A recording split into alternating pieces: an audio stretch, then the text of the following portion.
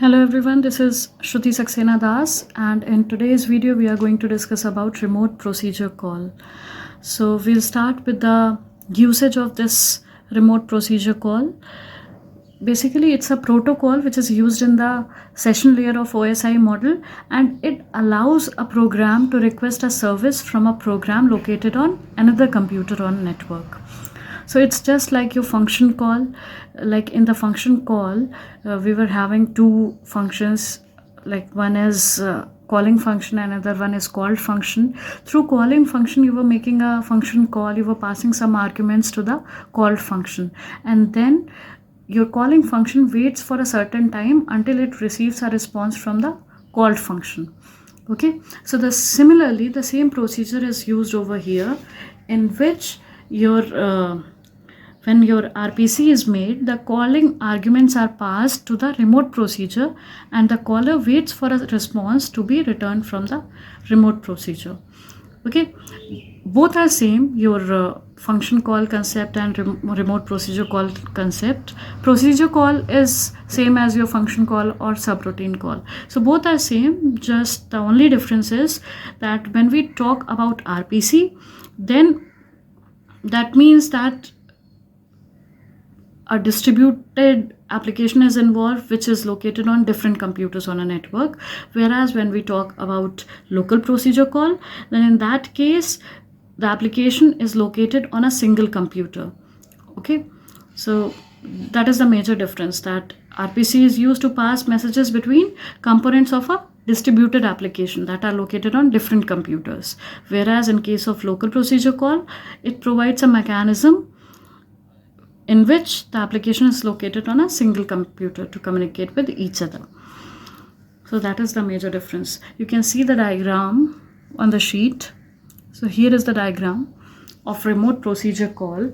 So this your remote procedure call is used for client server communication, in which the communication is in the form of procedure call. So we are having a client and on the other side we are having a server. So here you can see that we are using multiple terms. Here you are having a client stub. This is your RPC runtime. Here you are having a server stub. Okay.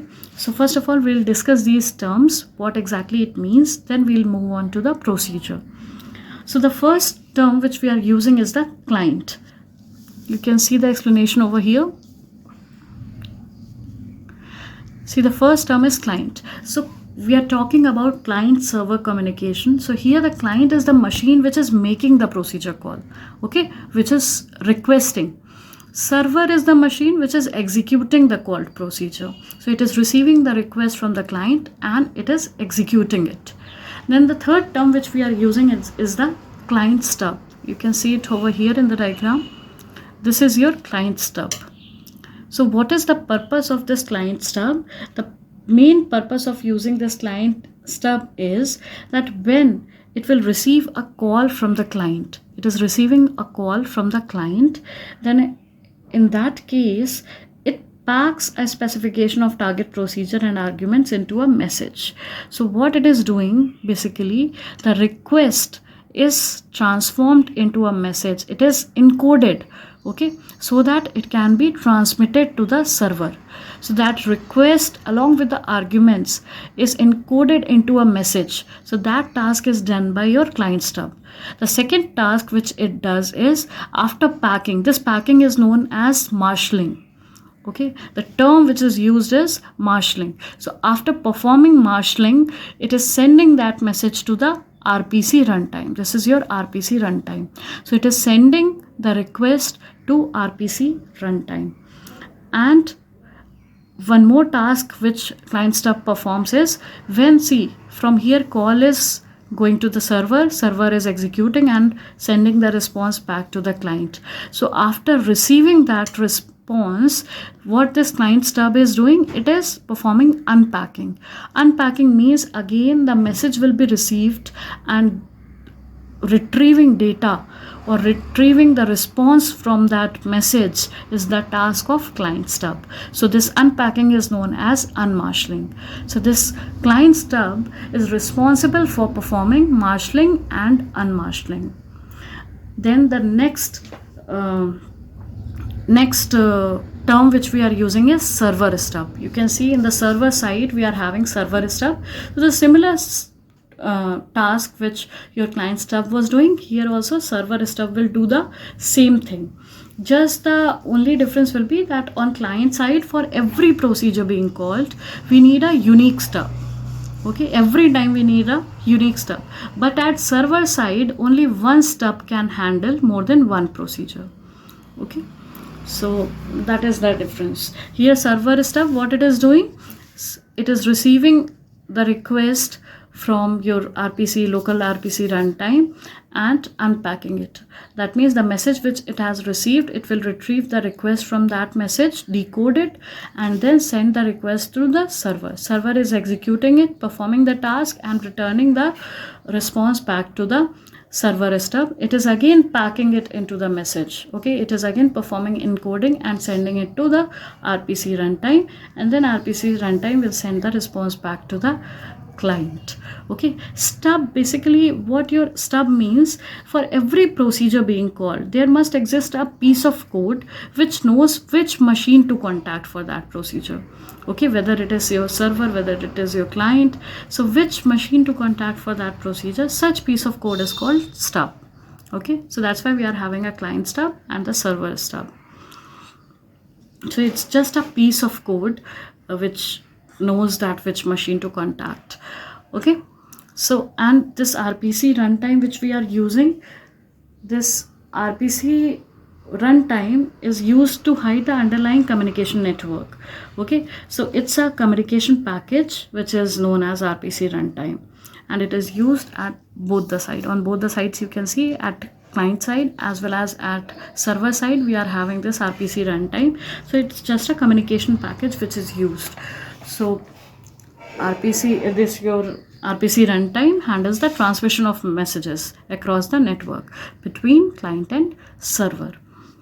Okay, so this is what we have discussed, that we are having a server stub. We have already discussed this thing, that on receipt of a call request, you can see from here that when it is receiving a request message from RPC runtime, it is unpacking it and makes a perfect normal call to the server. Okay, and once the server has executed, then after that it is again performing the marshalling part. So you can see in the next point here that transfer of data between the two computers require encoding and decoding of messages. So that is known as marshalling and unmarshalling. Okay, so these are the terms which we are using. Now what is the procedure? Now the procedure says we are having certain steps for that. See, these are the steps. You can see from here. See this diagram and see these steps. See, from here it is going to start. So from here you can see that the client procedure, this is your client procedure calls the client stub. This is your client stub. So client procedure is calling your client stub. Then your client stub builds a message. So it is basically what it is doing, it is packing data and arguments into one part, and it is performing encoding on that so that it can be sent to the server. So that client stub will do, and after that client's RPC runtime sends the message to the remote RPC runtime. So you can see from here.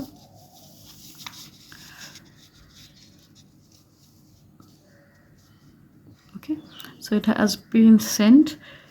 After that, remote procedure runtime of your server, that will pass the message to the server stub.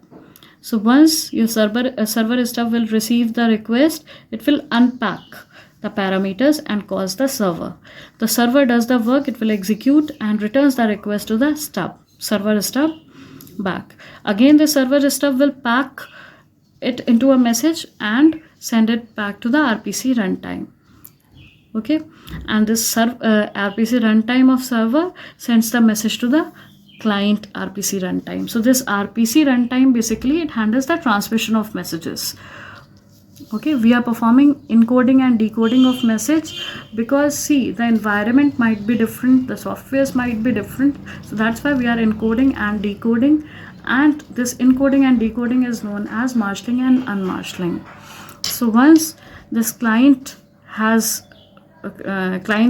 runtime has received the response from server side, then what it does, that it will send the message to the client stub. Then your client stub again, it will unpack it, perform unmarshalling, and return the response to the client. So that is the procedure which happens in remote procedure call. So you can think of a function call, normal function call, which you must have studied in C. So you can recall it, and in the similar way, whole procedure of RPC executes. Just the only difference here is that the application is running, different applications are running on different computers. Okay, from here you are making a request, and through transmission medium it is going, and then here your request is executed and the response is sent back to the client. So that is all happening over here. So I hope this procedure you must have understood. In case of any confusion, you can write it down in the comment section. Thank you so much.